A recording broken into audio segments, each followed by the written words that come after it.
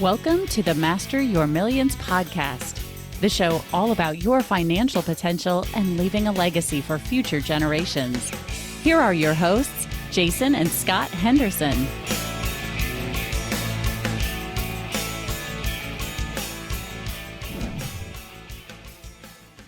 Welcome back, everyone. I am your host, Scott Henderson, and my co-host is Dr. J. We have a very special guest, someone that Jason has known for quite a while and has been very excited to have on here. Jason, who do we have coming on? Scott, I am pleased to introduce Bruce Black. You know, there's a movie, Clear and Present Danger, and the President of the United States has been implicated as being a friend of someone who does something, and all his advisors around him are saying, "Oh, what do we do? What do we do?" And the one star of the movie says, "Tell him that you're a lifelong friend." And that was the solution. And that is my introduction to Bruce. Bruce is a lifelong friend. I'm not even sure when we first met. I think it was in elementary school, first or second grade. And we've been friends ever since. He's a super good guy. He's a Pocatello native as myself. Graduated from Idaho State, I believe, in computer science. He's been in IT essentially his whole life. He's a dad, a girl dad. we've had a few people that we've interviewed on the podcast that's what all they have is girls, so they call themselves girl dad. All around super individual. He, as a listener, of course, yet he reached out to me and said, "Jason, have you ever considered cybersecurity and how that affects entrepreneurs and how that affects people and their wealth?" And so got my wheels turning. I thought, that's a really great topic for our audience and the people that normally, are tuning in. So Bruce, welcome to the podcast. Well, thank you. Yeah, cybersecurity is something that's really exciting to me. And it's kind of a behind the scenes thing that you're not out in front of everybody all the time. But there are times when you have to do training. And I just like to get the whole world to know what they need to do to be safe online in this highly connected world. That fits your personality. As I remember, sometimes you're in the background, yet occasionally you will pop to the forefront and just be amazing. Whether that's the right thing to be said or the right thing to be done. You were talking before we started recording. You were telling us about you got thinking, you went to church or something. Just start that story over for us. Oh, yeah. So obviously, thinking back about what I do for a living in cybersecurity and training people, I was at church and just struck up a casual conversation with a fellow churchgoer, and we started talking about online banking and retirement and so forth. And he started expressing that he was always concerned that one day he would log into his retirement account and it'd be zero. And so we started talking about things that you could do to help mitigate that ever happening. And it just made me think that that's probably something a lot of people should be aware of, that there's certain practices that they should have, which we call cyber hygiene. And anybody who's developed a reputation over the years or amassed a nice nest egg should really be paying attention to these cybersecurity hygiene practices. Okay. I failed to mention in the introduction of you, Bruce has 25 plus years experience in cybersecurity with a credit union in southeastern Idaho. And so in IT, huh? In IT, in IT, well, and cybersecurity towards the end of that. Yeah. Okay. So he knows computers and this whole thing. And so where would you start? Because our podcast is all about accumulating wealth, enjoying wealth, and passing that on. And you're right, most of that wealth, or a good portion of that wealth, is ones and zeros inside of a computer somewhere. Yes. It's digital. Even Bitcoin today is digital, and you don't have your password or you don't have your originating, information. It's gone. There's the classic story of the hard drive that's supposedly in a landfill in England that's worth billions, right? Well, it's at least worth a lot more to now than it was a couple months ago, but not as much as it was a few years ago. It's crazy. Anyway, let's just sort of start us down a path and tell us a little bit some things that would be beneficial to people, entrepreneurs, to know so that they protect themselves. You bet. Well, I think one of the first things that people can do to protect themselves is to understand the concept of password reuse. And that is when you come up with a really cool password, like colorful lion, which I'm seeing behind you here, and maybe use that. Or your first name spelled backwards with your year of birth. Yeah. That's even worse. Things that people could harvest off of your social media profiles. But anyway, password reuse is where you are like signing up for something new and you're like, oh, I can't remember. And so you just go, well, my password at work to get onto the network is SpongeBob SquarePants. And so then you use that for when you're setting up your Fidelity account. And then you're like, you know what, I need an email account. And then you use SpongeBob SquarePants for your email account, and so on and so forth. So then you find out every one of your online profiles has the same password. And cyber criminals, that's one of the first things they do. If they crack your password somehow, some way, for one thing, they will try everything with that same password. And generally, they get your whole digital life because of password reuse. So the first key thing is use a different password for each system. And you don't need to come up with that on your own. I can't remember that many things. That's impossible. I can't remember that many things, or I'm unable, or I don't want to. I mean, what's the solution there? The solution would be to get yourself a password manager. There's tons of reputable ones online that you can download, and use one of those, and you just create entries for every one of your online accounts and let the password manager create the password for you. So I use I think it's PassSafe or SafePass, something like that. Is that what you're talking? Password safe or vault, password vault or something like that, that you have one password into that and then it will generate them. Because in the financial services industry, and you know this from bank, I'm required on certain platforms where I go and I'm inputting other people's information, sometimes social security numbers, date of birth, driver's license. I'm required to change my password every 3 months or 6 months. And so that's what I've been doing. So that's exactly what you're saying, right? Yeah, exactly. Yeah. Just get yourself a password manager and use that. Okay, keep going.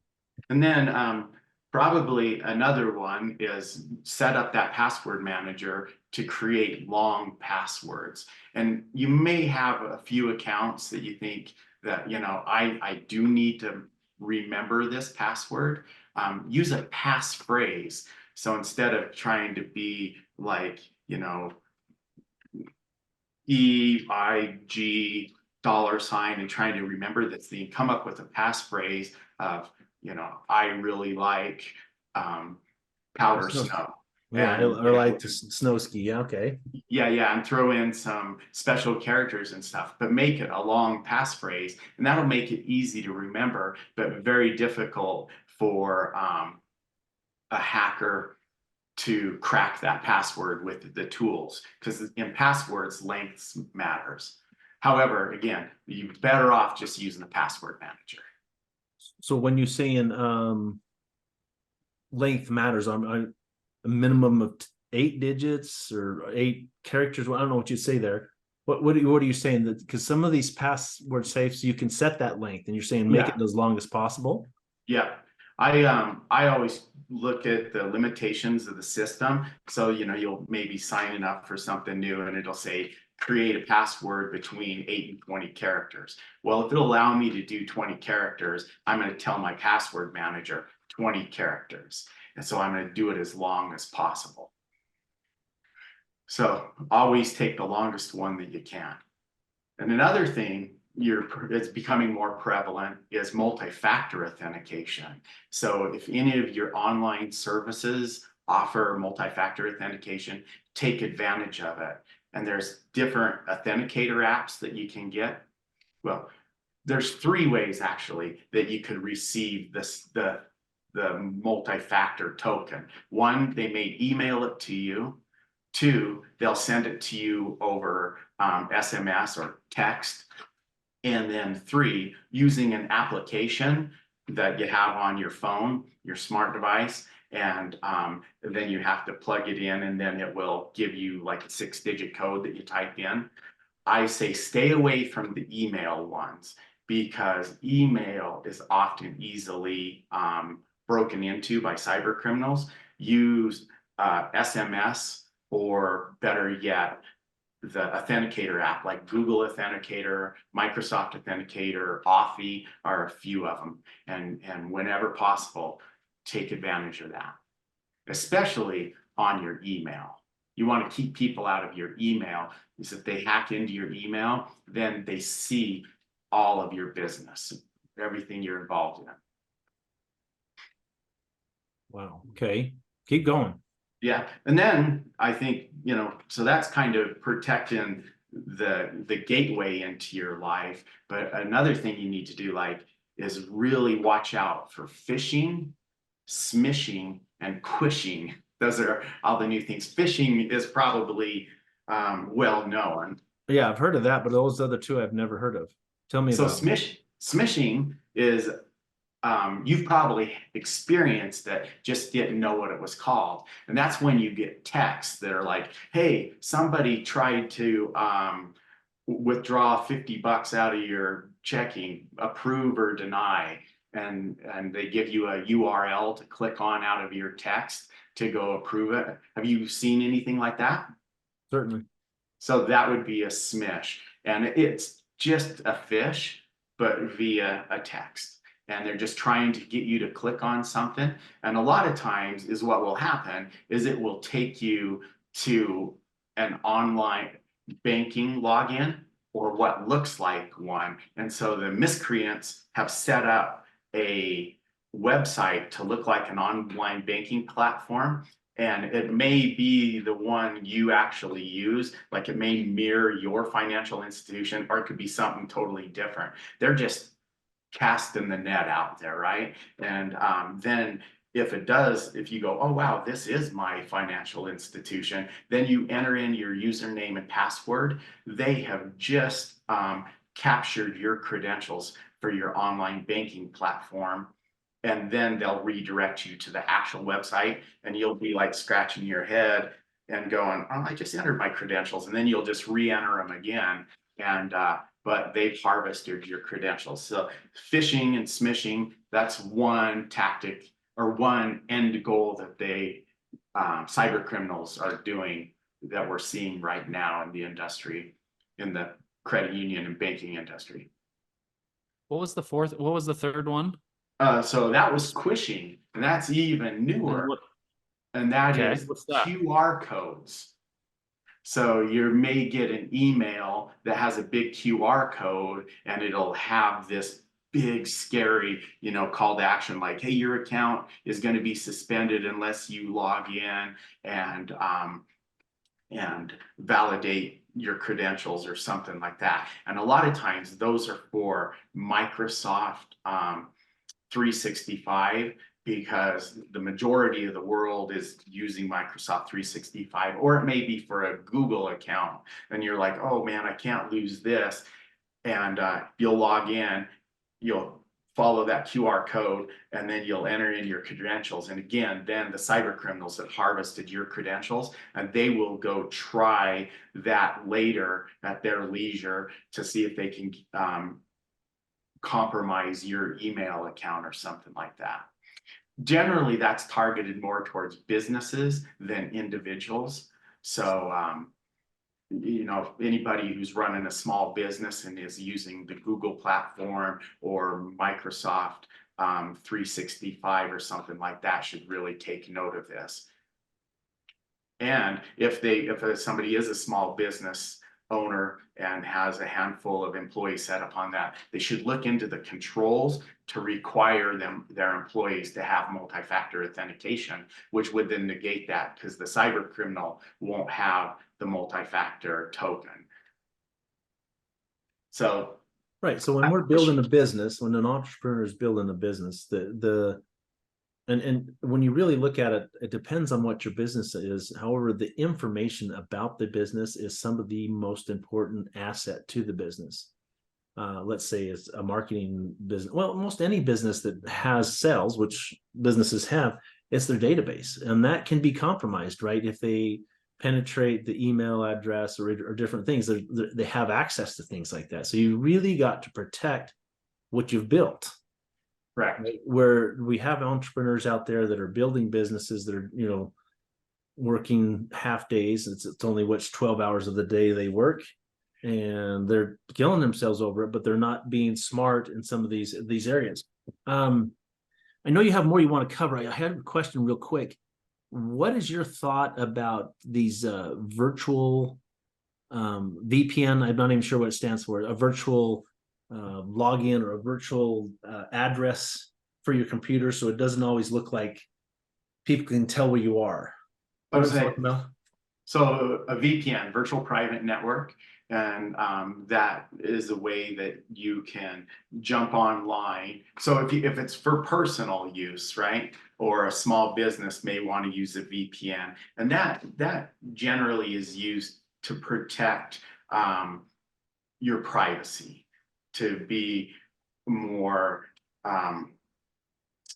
less exposed. And so, you could say, oh, that's a tool a cyber criminal or some other type of miscreants can use, but it can actually be beneficial to everybody in that you use a VPN to get out on the internet and go, but then people won't be able to see what you're doing or what you're building, or be able to maybe trace back to where you are and then start launching attacks against your infrastructure. So again, if you're a small business owner, you have an office, you could have a handful of computers and stuff like that. If you use a VPN service to get out on the internet, that can add another layer between your actual physical environment and the cyber criminals out there. Right. You know what? In my lifetime, I have had occasions a few times to be introduced and get to know a few very wealthy people. I mean, not just simple millionaires or multimillionaires, but into 9, even 10 figures, right? And it's very interesting. Or beyond. Okay, yeah. We don't know. Yeah. What's very interesting is you go and Google them,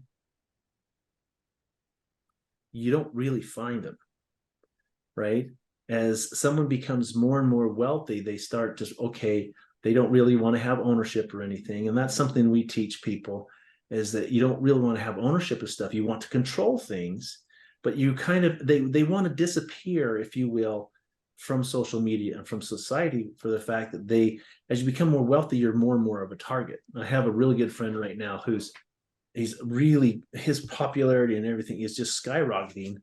And he's been a podcast guest before, James Dixon, and everybody is all of a sudden he goes, I didn't know I had so many cousins. Hey, cuz, can you do this for me? Hey, cuz, can you do this for me? Right? And sooner or later, he's going to want to start to disappear from that. And so it's very interesting, because we want to have an online presence. We want to get, so especially when we're doing a brand, right? Yes. We have to protect that. And then eventually it seems like you want to disappear. But anyway, let's go back to you, Bruce. What's another? So we have this phishing, smishing, quishing. What are some other things that you think are very important that entrepreneurs, small business owners should know when it comes to cybersecurity? if you're going to have an email platform for your small business, ensure that you turn on all of the protections. Like if you're using a cloud service to provide your office tools and your email, make sure you understand and seek out advice if you need to from somebody that you know, or hire a reputable company to help you configure that environment so that it's fully protected. And again, in those types of environments, I'd encourage you to take advantage of multi-factor authentication. And those environments also allow you to adjust password policies and things like that, and make them tough. There was a professor I had that said, security is never convenient, you know, and you just got to remember you're protecting things. And I think another thing with a small business, especially if you're serving a clientele, and so you're needing to get some of their data and store their data, you need to look into the rules, regulations, and best practices of protecting that data. I know early in my career, we always talked about member data, member data, member data. But as we've matured at the credit union I work at, we're saying that all data matters, you know, that member data is super, super important, needs to be protected. There are laws and regulations surrounding that stuff. But then there's employee data, you know, all the stuff in your HR system and the things that you need to provide them insurance, that you need to provide them payroll, etc. That needs to be equally protected, like HIPAA regulations and everything like that. Then there's your secret sauce, or the trade secrets of your organization. So you may have policy, procedure, and maybe your business isn't that big where you've started to have to define that stuff, but you're going to have like your maybe your strategic plans and documents like that, and you have them out in you know, Google Docs or Azure or something like that. Make sure those are locked down tight and protect them, because you know that secret sauce is that's how you're getting ahead and being successful, and it needs to be protected as well. And again, just reiterating what I said at the beginning of that is, like any good entrepreneur, they're going to seek out people with the skills and talents that they don't have. And so don't be afraid to ask. Am I kind of hearing you say that I'm a small business owner, or I'm an entrepreneur and I have secret sauce and all these different things, and I need to secure that, and I really don't know how to do it, that I'm able to go to the show notes and get a contact information for Mr. Black, and you could help me? I wouldn't necessarily be able to help you, but I could help you find people that can help you. Okay. For sure. Yeah, I'd be more than happy to do that. Yeah, you've always been someone that's been very helpful. I remember you were such a detail person. There were things going through, you know, I remember walking through, this is back in the old days, you know, the glory days in high school and stuff, but you would notice stuff, and it was really phenomenal. You would go on, and then we talk about something later. It's like, really? And you'd notice that. So you're a very, very detailed person. So, and I love this. Scott, you got any questions at this point? Yeah, I've got a couple. So let's say I'm just starting out. I just fresh, all I got is a computer and a phone. Is there like a basic 3 or a couple of things that you would suggest that this needs to happen point blank right now? Because one of the things you're first building a business is, and I think this is what turns a lot of people away, is there is a cost to protecting that information. Yeah, so I think at the very beginning, if you got your phone and your computer and you're doing everything there, is first of all, make sure you have the proper endpoint protection, is what we like to call it, but you probably know that in its basic form would be your antivirus software. Make sure you got a firewall running, and most computers nowadays have that built in. Just so make sure those two are running. Make sure that you are taken patches regularly, and not just your operating system patches, but if you have any specialized software that you use, make sure you're keeping up to date on that with the latest fixes. And I think one thing that's not as glamorous as that, technical protections is common sense. You're probably coming up with business plans, you're running spreadsheets for cash flow pro formas and whatnot. Make sure you're backing that up somewhere. Get a cloud account or one of the backup services, or if you're not going to do that, a hard drive. But if you're really getting into it, you want to make sure your backups aren't going to burn up with your computer if there was a unfortunate disaster like that in your home, a flood, a fire. You don't want your computer and your backup hard drive to be destroyed at the same time. So a cloud backup is better. And the same thing goes with your phone, because your phone is essentially a little mini computer there.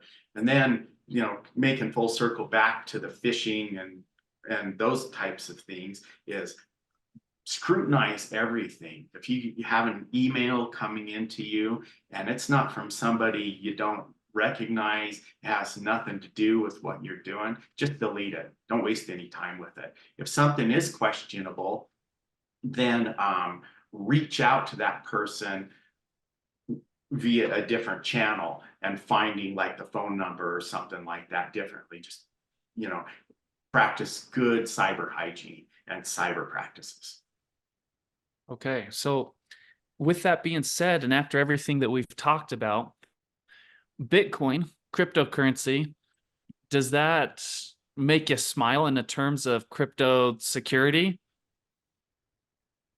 Or cybersecurity, excuse me? Well, I like cryptocurrency and I dabble in it actually, but I am, like Jason said earlier, I'm like, what if I forget my login to this, and and what kind of wallet do I want to keep my crypto in, and so forth. So I don't put that much money into it, so I'm not like putting all my eggs in a basket. But I do take pause because you hear about somebody cracking a wallet and getting everybody's crypto out of it, and that scares me. And another side of cryptocurrency is it's a common method that the cyber criminals use, like in a ransomware scenario. If you get ransomware, they're going to want payment via crypto. So on that side of the coin, it's like, that blasted crypto, but on the other side, it's kind of interesting and fun to see what the future holds. And I hope I answered your question. Yeah, no, that was great. I think one thing you need to remember is, and maybe I'm wrong here, is that online there is no 100% security, even within crypto. I mean, it's been almost 2 years ago, I met this guy and he told me the story how he had this partner and somehow this partner did something. And anyway, they wound up in a lawsuit, claimed he had nothing, but then he hired some cyber investigators, if you will. Come to find out, he had over $500 million in cryptocurrency. And so in the lawsuit and stuff, there's able to find out. And so they were able to watch, and they could go to log in somehow and see that he had it, right? And they could track him. Well, then eventually the FBI or whoever grabbed him, and he was criminal, yet they had a judgment against this wallet, right? And they were watching, and all of a sudden it went to zero. Exactly what your friend at church. I mean, I think it was like, wasn't Scott, it was like 650, 670 million. And that was a while ago. So I don't know what it's worth now, but that was the amount of Bitcoin that was there. That was the value of it. And all of a sudden it was zero. Well, come to find out, it was the government, someone in the federal government who had gone in there and taken it. They went through a long lawsuit and everything. But anyway, he eventually got it back, right? Is all I'm saying. But how did they do it? That was hackable, right? And so what Bruce has been talking to us, everyone, is this is serious stuff. And people spend a lot of time building a reputation, and your reputation can be trashed by someone simply hacking your email, hacking your Facebook, hacking this or that, and impersonating you, saying stuff that would be out of character. I mean, it's easy to tell with some of our friends, right? You can say, oh, that's not them. They wouldn't say that. They wouldn't post, something like that. So you got to be really, really careful. I would say, dovetailing with the story you just talked about with the crypto wallet, would be that another very important thing, no matter where you are, maybe even more important when you're starting out, is and in your personal life, keep an eye on your accounts. Go over the statements. In the old days, remember the old writing out the check and getting your statements in the mail and reconciling and making sure it all balances. I was OCD about that.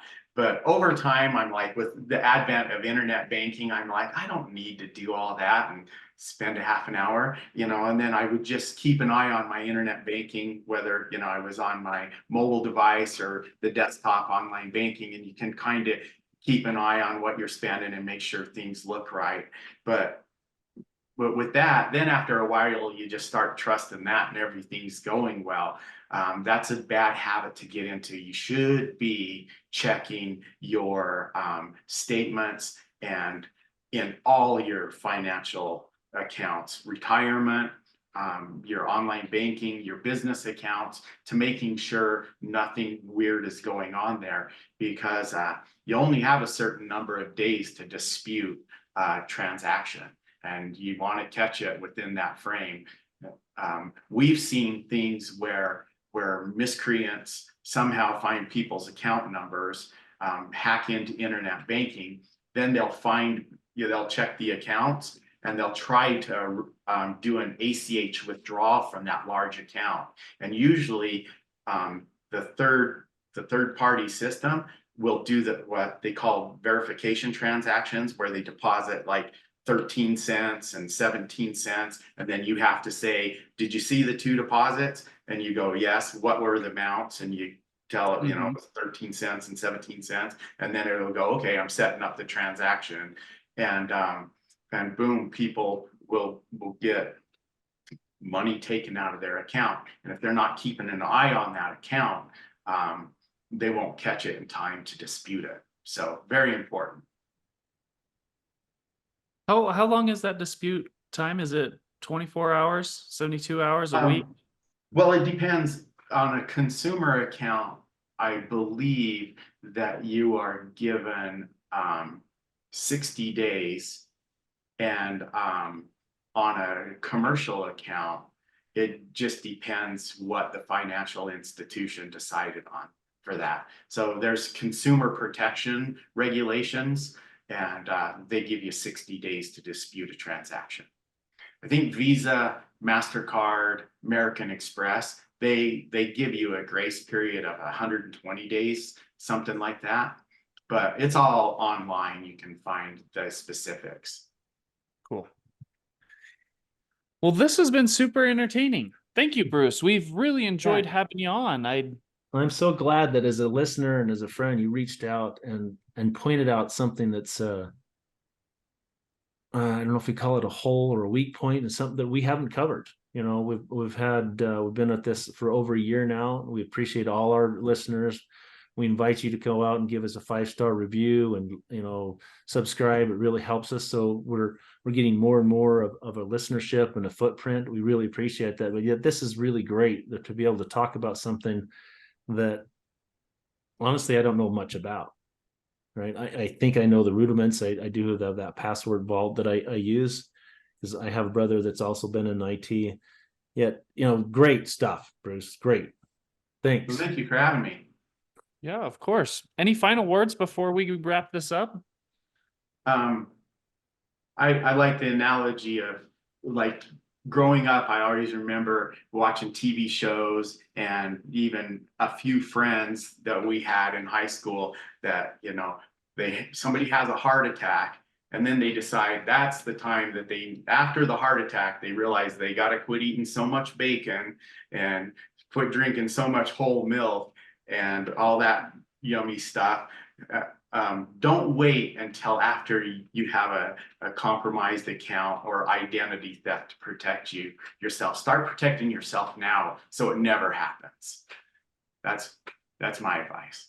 Okay, great. Real quick, other than this podcast that we've had here, is there a website or someplace that you would recommend that people start their education? Is there that where do you, I mean, you obviously read trade journals and you have, continuing education, all those kind of things. You're very, very high level for the most part. Where would people get this kind of information, this kind of education?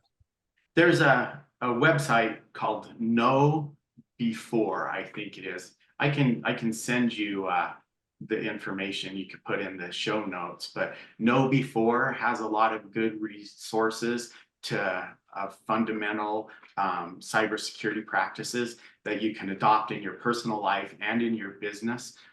If you're interested in the crazy stories of like Bitcoin wallets being taken over or hijacks done, there's a really fun webcast called the Darknet Diaries, and